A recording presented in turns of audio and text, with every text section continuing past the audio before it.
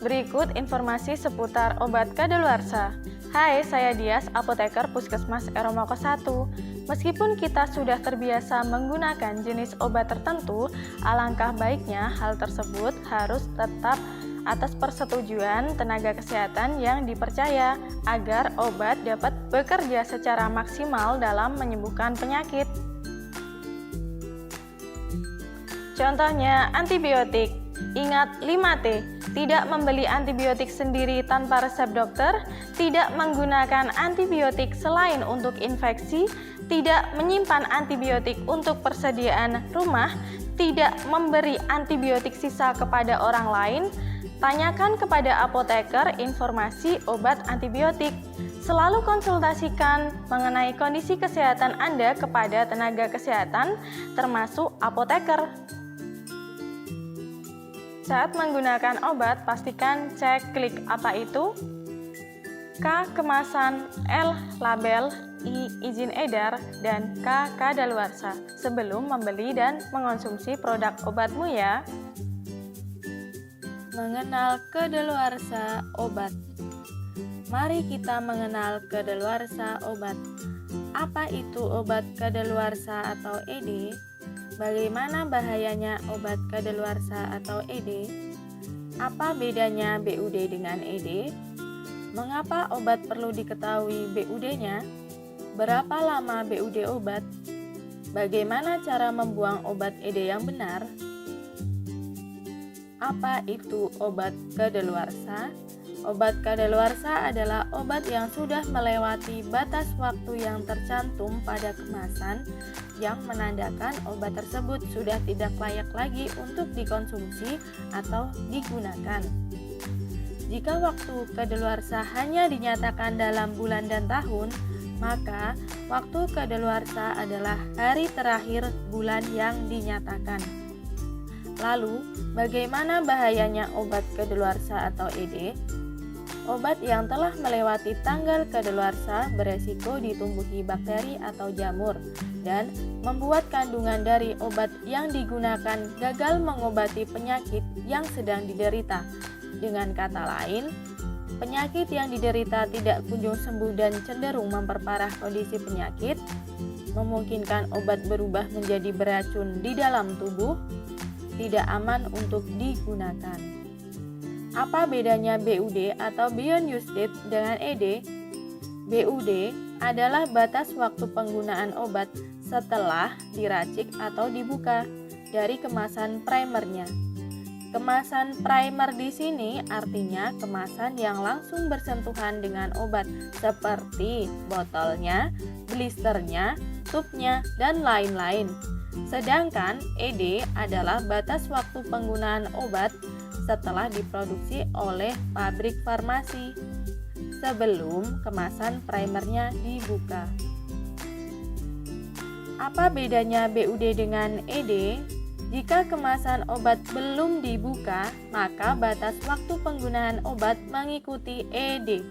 ED selalu tercantum pada kemasan obat.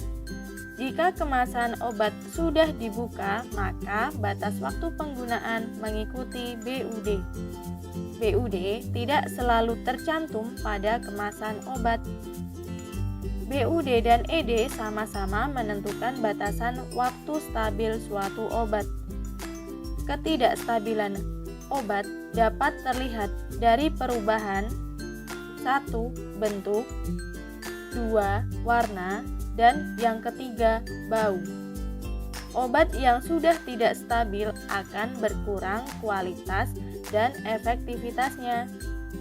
Mengapa obat perlu diketahui BUD-nya? BUD penting diketahui untuk meminimalkan resiko kepada pasien akibat penggunaan obat yang rusak, tidak efektif, atau terkontaminasi. Lalu, berapa lama BUD obat?